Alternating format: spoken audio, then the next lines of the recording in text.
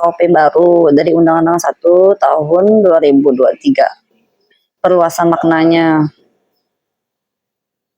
Tapi di sini menyebutkan tidak hanya orang yang menikah saja, laki-laki dan perempuan yang bukan suami istri, yang sanksinya penjara paling lama 1 tahun dan denda kategori 2. Oh, 2 berarti 10 juta deh, bukan 1 ya. Delik aduan terbatas. Delik aduan yang bisa dilakukan yaitu pelaporan oleh pasangan masing-masing atau orang tua untuk anak yang belum menikah. Sanksi perzinahan.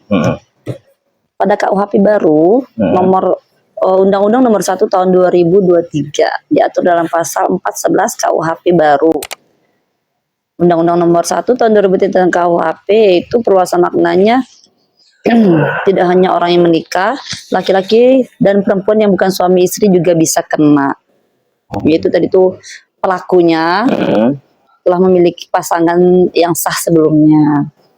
Nah, sanksinya itu pidana penjara paling lama 1 tahun atau denda kategori 2. Tetap ini adalah merupakan delik aduan absolut yang dapat dilakukan adalah pasangan masing-masing yang telah menikah, dan kalau untuk yang belum menikah adalah orang tua atau keluarganya. Untuk yang belum menikah. Kesimpulan tegasnya pada pasal perzinahan ini, yaitu zina itu tidak bisa diproses tanpa pengaduan. Yang pertama. Yang kedua, harus ada bukti hubungan badan, bukan sekedar berduaan. Tuh, artinya bisa dibuktikan perzinahannya tuh dengan saksi yang menyatakan bahwa mereka berdua telah melakukan hubungan badan. Mungkin begitu, Bu ya. Kalau ada saksi yang melihat secara langsung ya. Kalau mereka nggak melihat, bagaimana itu? Misalnya mereka berdua di kamar aja gitu. Yang penting pertama, masyarakat harus tahu dengan KUHP terbaru nih, tidak boleh lagi menangkap, menghakimi, baru diserahkan kepada penegak hukum. Kalau untuk prosesnya itu adalah memang masyarakat tidak dibenarkan lagi untuk melakukan penghakiman sendiri di tempat itu, sudah tidak diizinkan lagi karena akan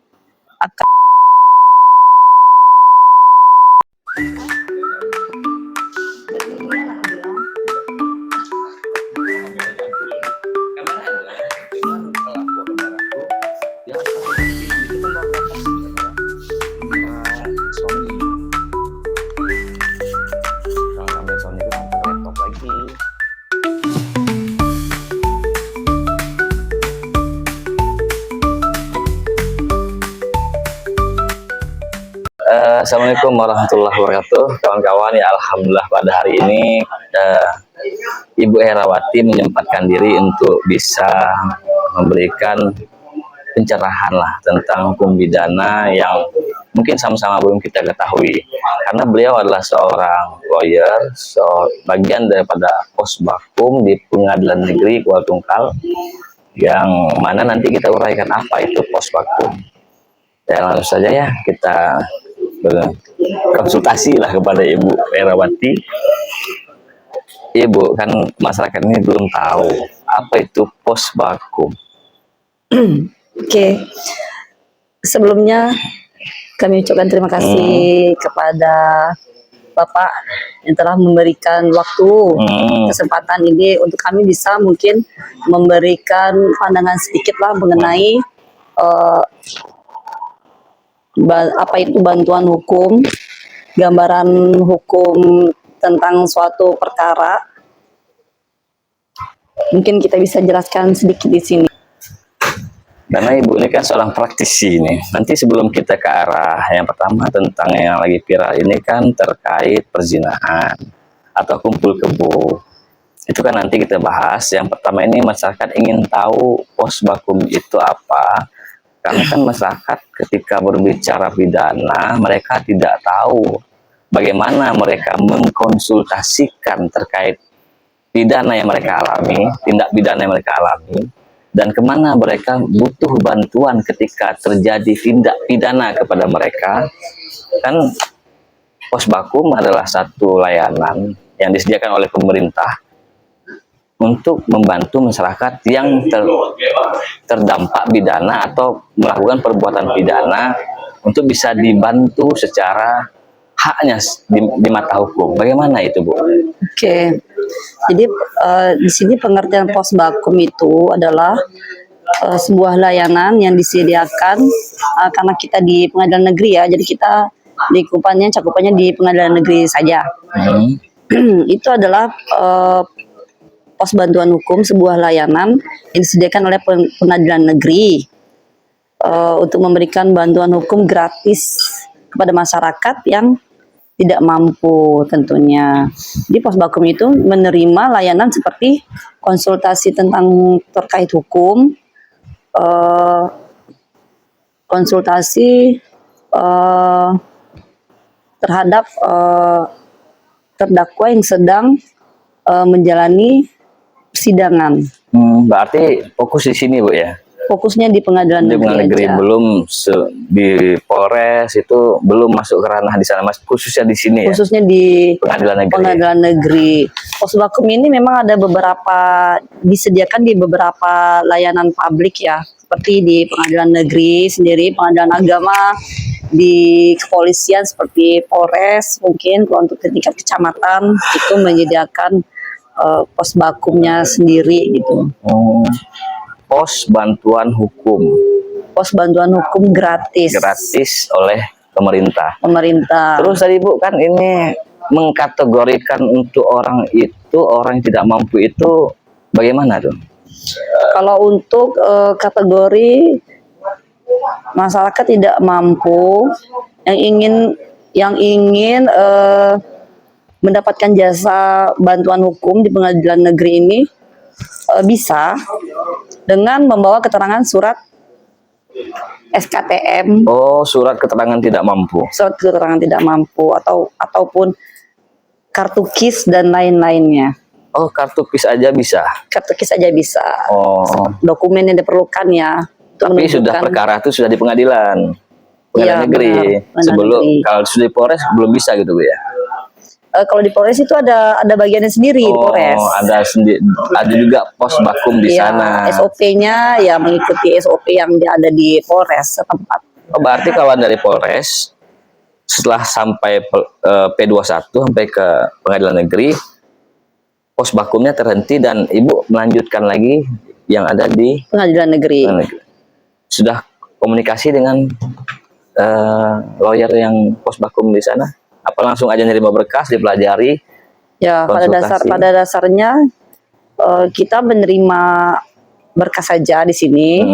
Kita pelajari sendiri dan kita yang mendampingi di persidangan sampai putusan. Berarti kan ini memang membantu masyarakat, khususnya masyarakat miskin, terhadap hak-hak mereka hak-hak hukum mereka ketika menjalani persidangan di pengadilan negeri. Betul. Berarti itu alhamdulillah kan untuk orang-orang, mudah-mudahan kawan-kawan jangan sampai punya kasus perkara sampai pengadilan. Inilah langsunglah perkara yang lagi krusial terkait perzinahan. Yang mana kan kita ketahui sebelum KUHP terbaru ini disahkan, perzinahan itu delik umum. Semua orang boleh melakukan penangkapan, khususnya penegak hukum. Nah, sekarang kan sudah berubah ini, Bu. Kalau tidak salah itu harus ada laporan gitu, Bu, ya? Iya.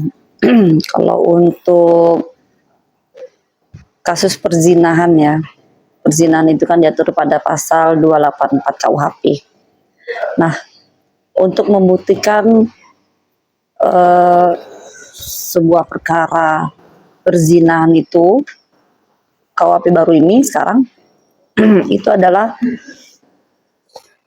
perzinahan itu adalah delik aduan, yang dimana yang berhak yang melakukan pengaduan itu adalah pasangan dari pelaku perzinahan itu sendiri. Jadi masyarakat tidak boleh lagi untuk menggerebek itu maksudnya, Bu, ya? Tidak boleh lagi. Mungkin dengan jalannya prosesnya mungkin ya bisa diadukan mungkin kepada pasangan yang bersangkutan langsung, dan pasangannya melaporkan ke pihak penegak hukum. Iya, betul. Kira-kira seperti itu. Kalau anak-anak yang belum menikah? Kalau anak-anak yang belum menikah itu berhaknya dari orang tua atau keluarga yang melaporkan Ya, anak-anak seperti pelaku perzinahan. Sanksi perzinahan mm, pada KUHP baru nomor Undang-Undang nomor 1 tahun 2023 diatur dalam pasal 411 KUHP baru.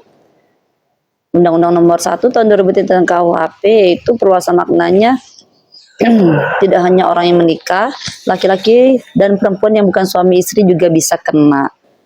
Yaitu tadi tuh pelakunya telah memiliki pasangan yang sah sebelumnya. Nah, sanksinya itu pidana penjara paling lama 1 tahun atau denda kategori 2. Tetap ini adalah merupakan delik aduan yang absolut yang dapat dilakukan adalah pasangan masing-masing yang telah menikah, dan kalau untuk yang belum menikah adalah orang tua atau keluarganya. Atasnya pada pasal perzinahan ini yaitu zina itu tidak bisa diproses tanpa pengaduan. Yang pertama, yang kedua harus ada bukti hubungan badan, bukan sekedar berduaan. Tuh artinya memang masyarakat tidak dibenarkan lagi untuk melakukan penghakiman sendiri di tempat itu, sudah tidak diizinkan lagi karena akan ketemu pada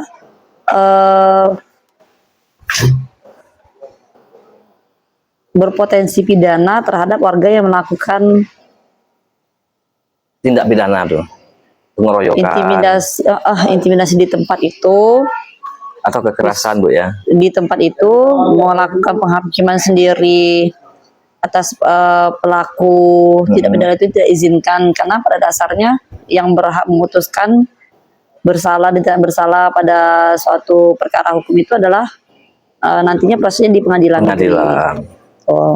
Jadi untuk dugaan selingkuh itu yang belum tentu tidak pidana itu contohnya laki-laki dan perempuan yang berada satu dalam ruangan itu tidak serta-merta disebutkan sebagai perbuatan zina. Itu belum tentu, tuh kan?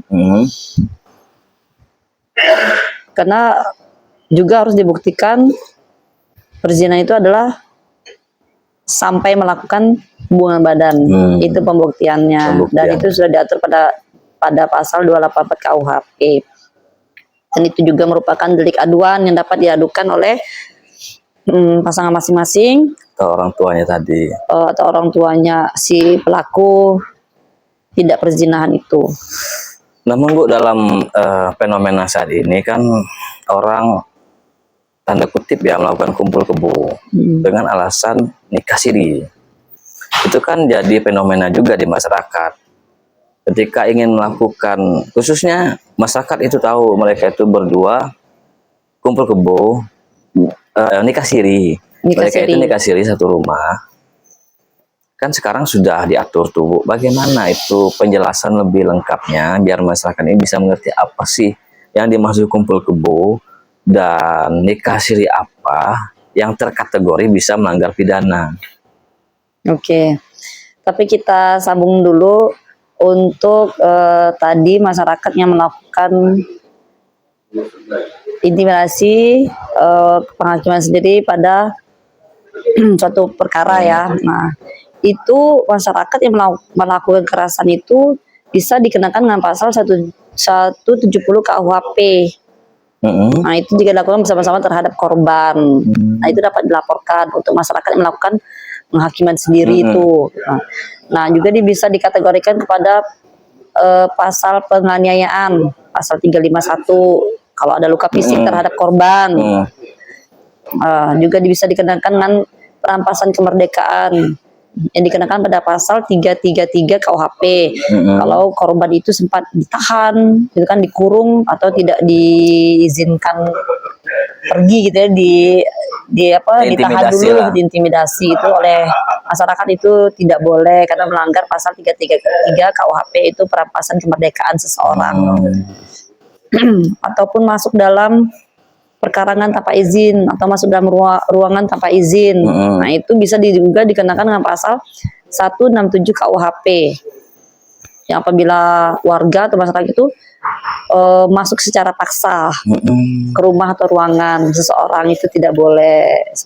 Seperti tadi yang baru kita bahas ya, penggerebekan pada sebuah kamar hotel. Tuh.